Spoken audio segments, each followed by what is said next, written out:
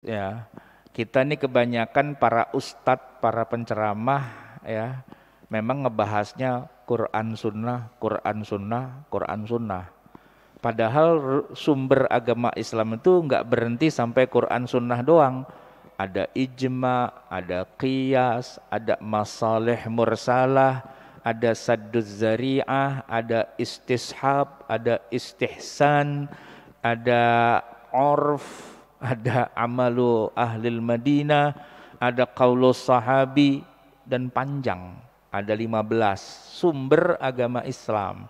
Nah kalau berhenti cuma di Quran Sunnah doang, ya memang istilahnya piknik sih, tapi kurang jauh gitu pikniknya gitu loh. Jadi kurang luas. Jadi memang itu sikap kita ya perbanyak lagi ilmu gitu ya. Yang kedua, di tengah masyarakat kita juga tidak terbiasa. Orang itu belajar fikih perbandingan mazhab. Nggak kenal mazhab. Nggak kenal ijtihadnya para ulama. Sehingga ketika ada yang beda, beda itu berarti musuh, beda itu mesti dihabisi, beda itu mesti diperangi begitu. Ini di tengah masyarakat kita ini kacaunya begitu. Ya memang sih kalau ada yang beda dalam arti menyimpang harus diperangi. Tapi pertanyaannya, ini menyimpang atau ini memang perbedaan? Ya itu yang pada nggak tahu. Tapi wajar sih Pak, namanya orang nggak tahu masa mau dipaksa? Susah juga kan? Dan ini bukan penyakit kita doang sih Pak, ya. Tapi penyakit yang melanda siapa saja, termasuk dulu di zaman sahabat itu juga kejadian. Umar misalnya, ya, Umar bin Khattab itu pernah ada orang jadi imam, Pak. Jadi imam itu begitu salam sama Umar langsung dicekek. Mau dipotek lehernya sama Umar. Iya, kenapa? Kamu sudah menista dan merusak bacaan Quran. Apa-apaan kamu? Karena si imamnya ini namanya Hisham, ya. Itu baca surat Al-Furqan tapi bacaannya tuh nggak sama dengan yang diketahui oleh Umar. Ya, dicekek, ditarik kerah bajunya, diseret sampai ke hadapan Rasulullah. Kata Umar, izinkan saya penggal kepala orang ini yang sudah merusak Al-Quran. Nabi bilang, entar lepasin dulu, jangan dicekek begitu. Itu karena Nabi kenal dengan orang ini, namanya Hisham. Kenapa Hisham kamu dicekek kayak gitu sama Umar, kamu bikin salah apa? Enggak, saya gak salah, orang saya lagi sholat. Iya justru itu masalahnya, kata Umar, kamu tuh sudah ngaco baca Quran itu kagak bener. Nabi bilang, emang dia ngacoknya gimana? Suruh dia baca tuh ya Rasul, yang tadi dia baca, coba dia suruh ulangin. Kata Nabi, Hisham, baca yang tadi kamu baca, kamu ngaco. Bacalah si Hisham, surat Al-Furqan. Begitu selesai, apa kata Nabi? Hakadha unzilat. Ya seperti itu turunnya waktu Jibril ngasih tahu ke saya, ya kayak gitu, saya ajarin ke dia, ya dia baca. Umar kaget, lah dia bener, bener. Berarti saya salah dong. Emang kamu bacaannya gimana Umar? Umar baca, beda kan?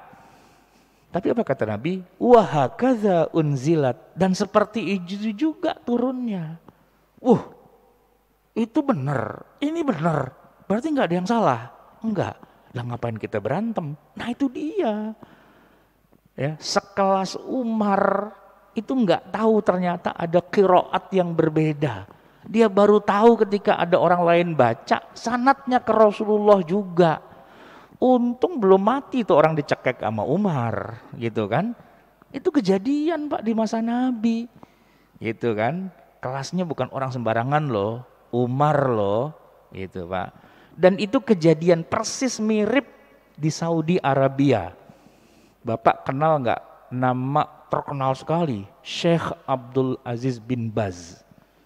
Syekh bin Baz, mufti kerajaan Saudi.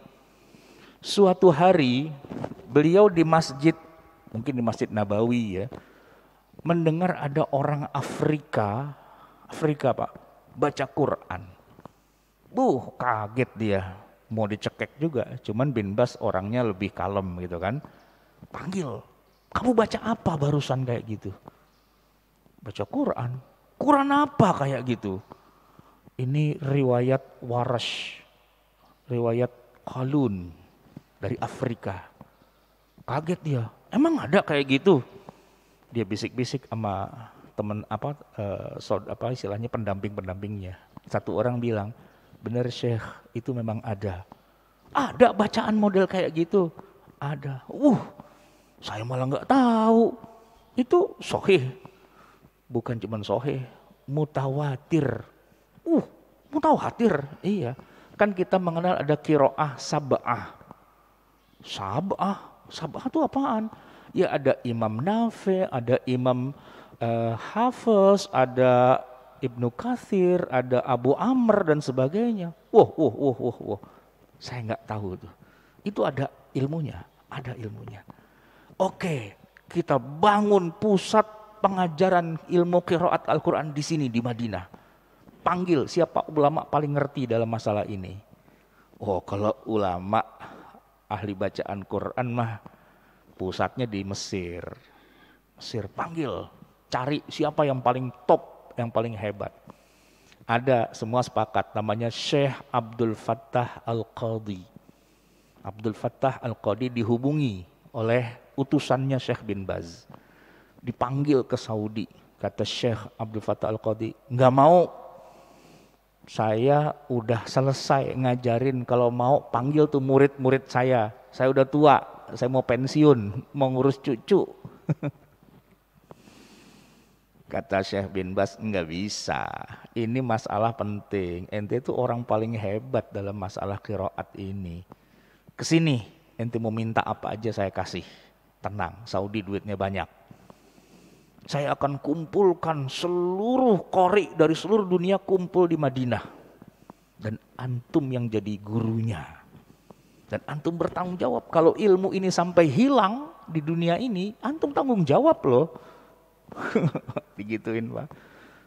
Syekh Abdul Fattah Al-Qadhi berangkat ke Madinah. Nah, jadilah Universitas Islam Madinah itu sebagai pusat gitu ya, selain dari Mesir juga. Nah, banyak tuh orang-orang dari seluruh dunia, termasuk dari Indonesia. Itu 2 orang guru saya. Yang satu Dr. Ahmad Fatoni. Yang kedua Dr. Ahsin Sakho. Ya, itu lulusan dari Madinah. Muridnya langsung dari Syekh Abdul Fattah Al-Qadhi, gitu kan. Nah, Dr. Ahmad Fatoni ketika pulang ke Indonesia itu ngajarin qiraat sab'ah itu, yang wadduha walaili idza saje gitu ya. Nah, salah satu muridnya ada yang terkenal, lebih terkenal dari gurunya, menjadi qori nasional, kondang, Muammar ZA. Itu Muammar kalau baca Quran bisa waduhe dari mana? Dari Kiai Haji Ahmad Fatoni. Dari mana? Dari Syekh Abdul Fattah Al-Qadhi. Gara-garanya Syekh bin Baz itu bikin kayak gitu. Nah, jadi sekelas Syekh bin Baz aja juga baru tahu ternyata ilmu itu luas loh, gitu loh. Kita baru hijrah kemarin sore. Yang benar saya doang, semua salah. Alah, ketahuan kampung banget gitu loh. Ilmunya nggak seberapa, secetek itu merasa diri paling benar, paling pinter dan sebagainya. Enggak. Saya juga gitu Pak, dulu sama juga kayak Bapak ya. Saya 20 tahun kagak kunut subuh Pak. Karena nggak ada hadisnya doif gitu. Hadisnya doif. Karena hadisnya doif maka tidak sunnah, malah bid'ah. Maka kita kalau sholat subuh, imamnya baca kunut, kita baca amin, masuk neraka karena bid'ah. 20 tahun saya punya pendirian bahwa kunut subuh itu bid'ah. Dan sholat tarawih saya enggak 23, itu enggak sesuai sunnah. Yang sunnah itulah 11 gitu, yang sesuai hadis Nabi. 20 tahun juga tuh.